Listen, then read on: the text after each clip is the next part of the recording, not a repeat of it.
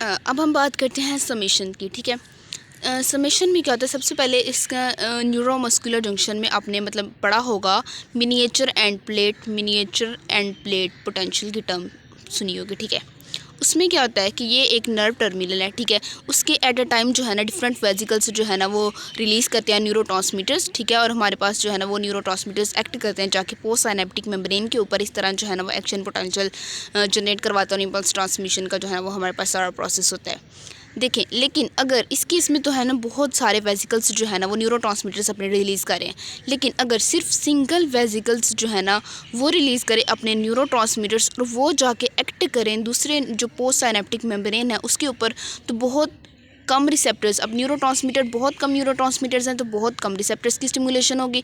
जब बहुत कम रिसेप्टर्स की स्टिमुलेशन होगी तो बहुत कम सोडियम आयन अंदर आएगा। जब बहुत कम सोडियम अंदर आएगा तो बहुत ही कम पोटेंशियल जनरेट होगा, जो उसके केस में तकरीबन 4 मिली वोल्ट था। तो इसे हमने कहा था मिनिएचर एंड प्लेट पोटेंशियल।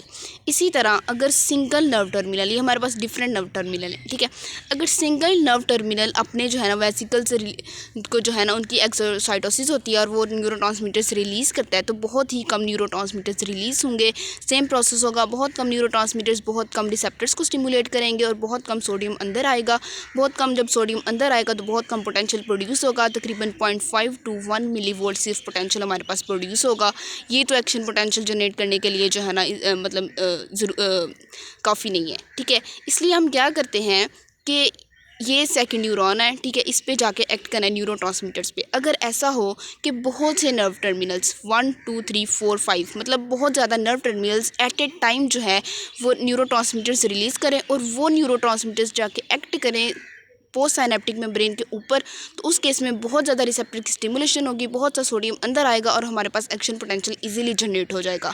तो इस केस में हमने क्या किया है कि हमने इफेक्ट को सम अप किया है। किन के इफेक्ट को सम अप किया है कि जो सारे न्यूरोट्रांसमीटर्स जो कि रिलीज़ हो रहे थे सेवरल न्यूरोनल एंड बल्ब से, उनके इफेक्ट को हमने सम अप करके एक्शन पोटेंशियल को जो है ना वो जनरेट करवा लिया है। तो इस तरह की समेशन को हम कहते हैं spatial summation, stimulation of effects of neurotransmitters which are release from the several end bulbs onto one neuron. तो स्पेशल समेशन में क्या होगा कि बहुत सारे nerve terminals at a time stimulate होकर न्यूरोट्रांसमीटर्स रिलीज होंगे और वो जाके एक्ट करेगा पोस्ट साइनेप्टिक मेम्ब्रेन पे और एक्शन पोटेंशियल जनरेट करवाएगा। इस तरह की जो समेशन है उसको हमने कह दिया ये है स्पेशियल समेशन।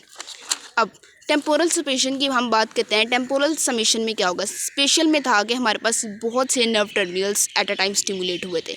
इसमें क्या होगा कि सिर्फ एक नर्व टर्मिनल इन्वॉल्व होगा। पहली दफ़ा जब वो स्टिमुलेट होगा तो कम न्यूरोट्रांसमीटर रिलीज करेगा। ठीक है, दूसरी दफ़ा जब स्टिमुलेट होगा और ज़्यादा न्यूरोट्रांसमीटर रिलीज़ करेगा। इसी तरह वो सक्सेसिवली स्टिमुलेट होता जाएगा और सक्सेसिवली जो है ना वो न्यूरोट्रांसमीटर्स को डिस्चार्ज करता जाएगा और एट अ टाइम ऐसा होगा कि ये जो सारी उसकी जो सक्सेसिव फायरिंग कर रहा है, सक्सेसिव डिस्चार्जेस कर रहा है इम्पल्सिस की, उनका इफेक्ट सम अप होकर हमारे पास थ्रेशोल्ड लेवल तक पहुँच जाएगा और हमारे पास एक्शन पोटेंशियल इजीली जनरेट हो जाएगा। तो इस तरह की समेशन को हम कहते हैं temporal summation, summation of effects of neurotransmitters जो कि रिलीज होते हैं from the successive firing of same and bulb. ठीक है, एक सिंगल जो नर्व टर्मिनल है वो बार बार फायरिंग कर रहा है। ठीक है, in rapid succession on to a second neuron. तो ये होगी हमारे पास टेम्पोरल समेशन। अगेन डिफरेंस देख लेते हैं। स्पेशल में ये था कि बहुत से नर्व टर्मिनल्स हमारे पास रिलीज करेंगे न्यूरोट्रांसमीटर्स और उनके इफेक्ट को सम अप करके हम एक्शन पोटेंशियल जनरेट करवाएंगे, ये स्पेशल है। जबकि टेम्पोरल में क्या होगा, सिर्फ एक ही नर्व टर्मिनल सक्सेसिवली जो है ना वो इम्पल्सिस को डिस्चार्ज करता जाएगा, सक्सेसिवली रैपिड फायरिंग होती जाएगी उसकी और बहुत से न्यूरोट्रांसमीटर्स रिलीज होंगे जो कि एक्ट करेंगे सेकेंड न्यूरॉन पे और इन सब का इफेक्ट सम होके बना देगा, एक्शन पोटेंशियल जनरेट करवा देगा। तो इस तरह की समेशन को हमने देख लिया टेम्पोरल समेशन। नेक्स्ट देखते हैं पोस्ट साइनेप्टिक फैसिलिटेशन। अब पोटेंशियल मेम्ब्रेन पोटेंशियल जो था ना, एक्साइटेटिव पोस्ट साइनेप्टिक पोटेंशियल जो है ना हमारे पास है, अब वो बहुत राइज कर गया, लेकिन अभी तक जो है ना वो थ्रेशोल्ड लेवल के करीब नहीं पहुंचा। ठीक है, मेम्ब्रेन पोटेंशियल थ्रेशोल्ड के करीब है लेकिन अभी तक उस तक पहुंचा नहीं है। तो उस केस में क्या होगा कि अगर हम थोड़ी सी इसको एक्साइटेशन दें, थोड़ी सी अगर इसको कोई सिग्नल आके एक्साइट करे तो वो फ़ौरन ही थ्रेशोल्ड लेवल तक पहुंचेगा और एक्शन पोटेंशियल जनरेट हो जाएगा। तो इसे हम कहते हैं पोस्ट साइनेप्टिक फैसिलिटेशन, यानी कि membrane potential is near the threshold but is not yet eight firing. Threshold के करीब है लेकिन अभी तक उसने जो है ना वो उसका फायरिंग लेवल स्टार्ट नहीं हुआ। अब नेक्स्ट देखते हैं हमारे पास कि ये जो हमारे पास प्री साइनेप्टिक टर्मिनल है, ये पोस्ट साइनेप्टिक है, बहुत सी जो हमारे पास साइनेप्सिस हैं वो एंड करती हैं न्यूरॉन की जो है ना डेंड्राइट्स के ऊपर। 80 to 85 हिस्सा जो है ना वो एंड करेगा डेंड्राइट्स पे। अब देखें, क्योंकि डेंड्राइट्स का आपको काम पता है कि इन्होंने क्या करना है, इम्पल्सिस को लेके जाने, इम्पल्सिस यहाँ से जाएंगी फॉरवर्ड डायरेक्शन में और एक्सॉन से जो है ना वो इम्पल्सिस लीव करेंगे इस न्यूरॉन को। अब ये जो सेल बॉडी है, इसके अंदर हमने बात की थी कि इसके अंदर होती है इलेक्ट्रोटॉनिक कंडक्शन। डेंड्राइट्स और सेल बॉडी, इनके अंदर वोल्टेज गेटेड सोडियम चैनल्स बहुत ही कम होते हैं।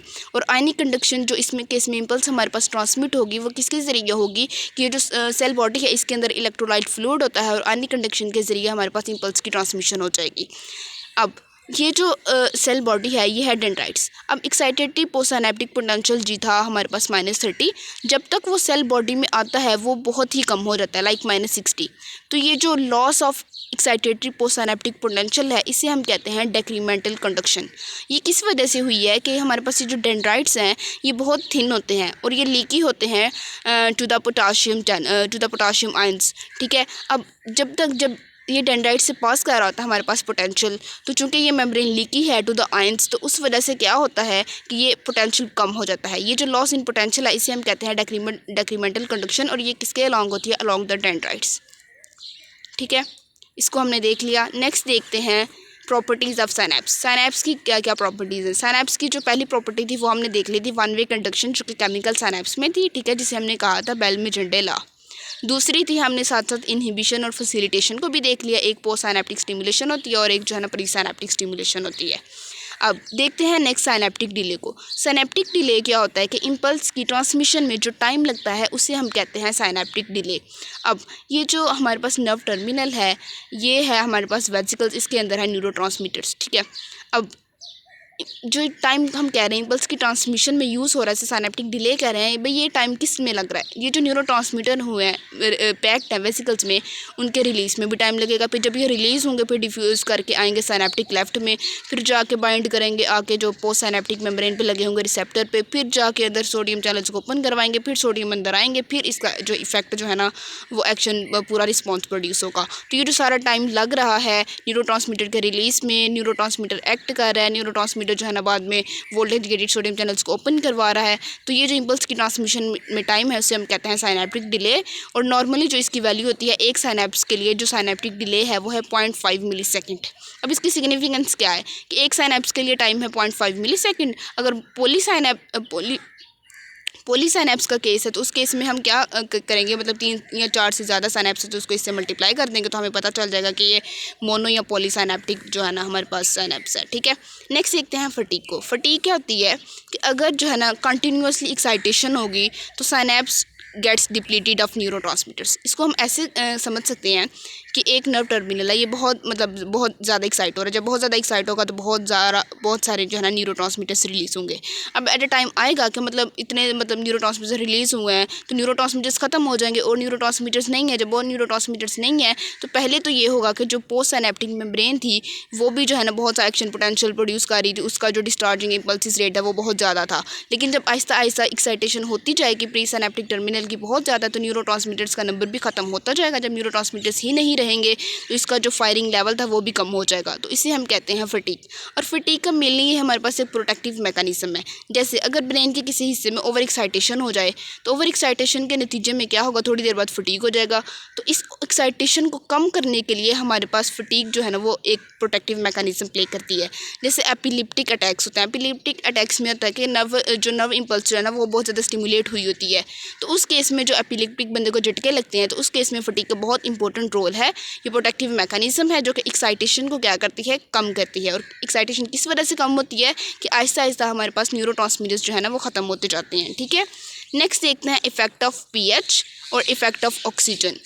अब उसका न्यूरोनल एक्साइटेबिलिटी पे क्या इफेक्ट है। सबसे पहले देखते हैं अगर पीएच ज़्यादा है, पीएच ज़्यादा तो कंडीशन क्या होगी, अल्कलोसिस। अल्कलोसिस में क्या होता है कि ये जो हमारे पास प्रोटीन्स है वो बिहेव करती हैं एज एनायंस, ठीक है, और वो बाइंड कर लेती हैं अपने साथ कैल्शियम आयंस को। जब कैल्शियम आयंस इनके साथ बाइंड कर जाएंगे तो कैल्शियम आयन का लेवल क्या हो जाएगा, कम। अब आपको पता है कि ये कैल्शियम चैनल, ये हमारे पास सोडियम चैनल्स होते हैं, ठीक है। कैल्शियम का जो है ना इन सोडियम चैनल्स पर इनहिबिटरी इफेक्ट है, ये भी कैल्शियम आयन कम है तो इनका इनहिबिटरी इफेक्ट भी नहीं रहेगा। जब इन पे इनहिबिटरी इफेक्ट नहीं रहेगा तो थोड़ा सा भी मेम्ब्रेन पोटेंशियल में चेंजिंग आएगी, ये सोडियम चैनल्स फ़ौरन से ओपन होंगे, फ़ौरन से सोडियम अंदर आएगा और इस तरह जो है ना ये न्यूरोनल एक्साइटेबिलिटी को बढ़ा देंगे, ठीक है। और जब न्यूरोनल एक्साइटेबिलिटी बढ़ जाएगी तो इससे बंदे को एपिलेप्टिक अटैक्स आएंगे, ठीक है, उसको झटके लगेंगे। तो ये हमने देख लिया effect of increase in pH. उसकी वजह से क्या होगा कि हमारे पास न्यूरोनल एक्साइटेबिलिटी इंक्रीज हो जाएगी ड्यू टू हाइपोकैल्सीमिया और इस केस में एपिलेप्टिक अटैक्स होंगे। नेक्स्ट देखते हैं, अगर पीएच कम होगी तो पीएच कम होगी तो न्यूरोनल एक्साइटेबिलिटी भी कम हो जाएगी और न्यूरोनल एक्साइटेबिलिटी कम हो जाएगी तो बंदा जो है ना वो कोमा की स्टेट में चला जाएगा। नेक्स्ट देखते हैं इफेक्ट ऑफ ऑक्सीजन। अगर जो है ना बिलफर्ड्स ब्रेन को जो ब्लड सप्लाई है वो नहीं मिल रही, ब्लड सप्लाई उसकी कट ऑफ हो गई है, तो ब्लड सप्लाई नहीं है तो ऑक्सीजन भी नहीं मिली, ऑक्सीजन नहीं मिलेगी तो बंदा जो है ना वो अनकॉन्शियस हो जाएगा, ठीक है। उसके बाद हम देखते हैं effect of drugs on synaptic transmission. हमारे पास जो 3 ड्रग्स हैं, कैफीन जो कि कॉफ़ी में होती है, थियोफाइलिन जो कि टी में होती है और थियोब्रोमिन, ये क्या करती हैं, ये ड्रग्स न्यूरोनल एक्साइटेबिलिटी को बढ़ाती हैं। न्यूरोनल एक्साइटेबिलिटी को कैसे बढ़ाती हैं, ये जो थ्रेशोल्ड होता है ना फॉर एक्साइटेशन उसे कम कर देती हैं। अब इसे हम ऐसे समझते हैं, थ्रेशोल्ड कितना -45, अगर ये थ्रेशोल्ड को कम कर दें, मतलब कर दें -55, अब रेस्टिंग मेम्ब्रेन पोटेंशियल कितना था -65। अब थ्रेशोल्ड पहले ये था, अब बाद में इन्होंने थ्रेशोल्ड को कम कर दिया।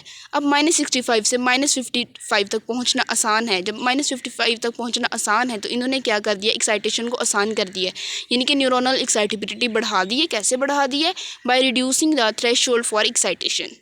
नेक्स्ट देखते हैं, एक और ड्रग है स्ट्रिक्निन। ये क्या करती है, ये भी एक्साइटेबिलिटी को बढ़ाती है, लेकिन कैसे बढ़ाती है कि हमें पता है इनहिबिटरी न्यूरोट्रांसमीटर्स होते हैं। जब इनहिबिटरी न्यूरोट्रांसमीटर्स को ये इनहिबिट कर देगी तो एक्साइटेटरी न्यूरोट्रांसमीटर्स वो इंक्रीज़ हो जाएंगे। जब वो इंक्रीज़ हो जाएंगे तो वो एक्साइटेशन करवा देंगे। तो इस तरह इसने भी न्यूरोनल एक्साइटेशन करवाई है, लेकिन मेथड इसका जो है ना वो तरीका और है।